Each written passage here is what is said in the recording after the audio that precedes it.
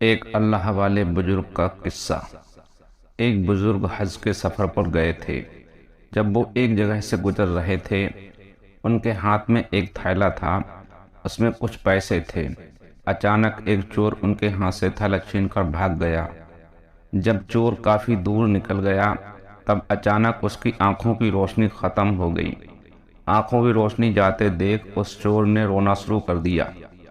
جب لوگوں نے چور سے پوچھا، بھائی کیا ہوا، تو وہ کہنے لگا، میں نے ایک آدمی کا تھیلا چھینا ہے، وہ کوئی بڑا اللہ کا قریبی بندہ لگتا ہے، میری آنکھوں کی روشنی چلی گئی، خدا کے لیے مجھے اس کے پاس پہنچا دو تاکہ میں اس سے معافی مانگ سکوں۔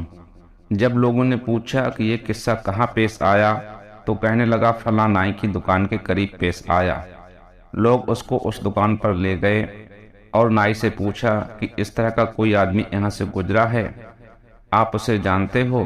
اس نے کہا، مجھے اس کا گھر تو پتہ نہیں ہے، ہاں مگر نماز کے لیے وہ آتے جاتے رہتے ہیں، اگلی نماز کے لیے پھر آئیں گے۔ یہ لوگ انتظار میں بیٹھ گئے۔ وہ بزرگ اپنے وقت پر تشریف لائے۔ لوگ اس چور کو ان کے پاس لے کر گئے تو اس چور نے جا کر ان کے ہاتھ پاؤں پکڑ لیے کہ مجھ سے غلطی ہو گئی، گناہ ہو گیا، نادم ہوں، شرمندہ ہوں، میری آنکھوں کی روشنی چھن گئی، آپ اپنے پیسے واپس لے لیجئے اور مجھے معاف کر دیجئے تاکہ اللہ تعالیٰ میری آنکھیں ٹھیک کر دے۔ وہ بزرگ کہنے لگے، میں نے تو تجھے پہلے ہی معاف کر دیا ہے۔ یہ سن کر چور بڑا حیران ہوا، کہنے لگا، حضرت میں تو آپ کا تھیلا چھین کر بھاگا اور آپ کہتے ہیں کہ معافی مانگنے سے پہلے ہی معاف فرما دیا۔ وہ فرمانے لگے، ہاں میرے دل میں کوئی بات آ گئی تھی۔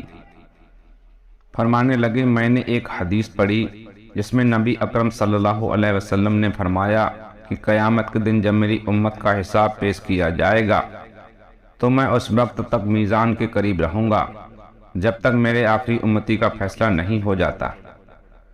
میرے دل میں یہ بات آئی کہ اگر میں نے اس چور کو معاف نہیں کیا تو قیامت کے دن یہ مقدمہ پیش ہوگا، اور جتنی دیر میرے مقدمے کا فیصلہ ہونے میں لگے گی، اللہ کے نبی علیہ السلام کو اتنی دیر جنت سے باہر رہنا پڑے گا۔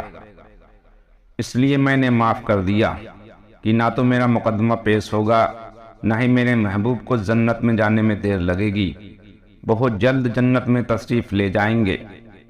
اللہ ہمیں اور آپ کو بھی نیک عمل کرنے کی توفیق عطا فرمائے، آمین ثم آمین۔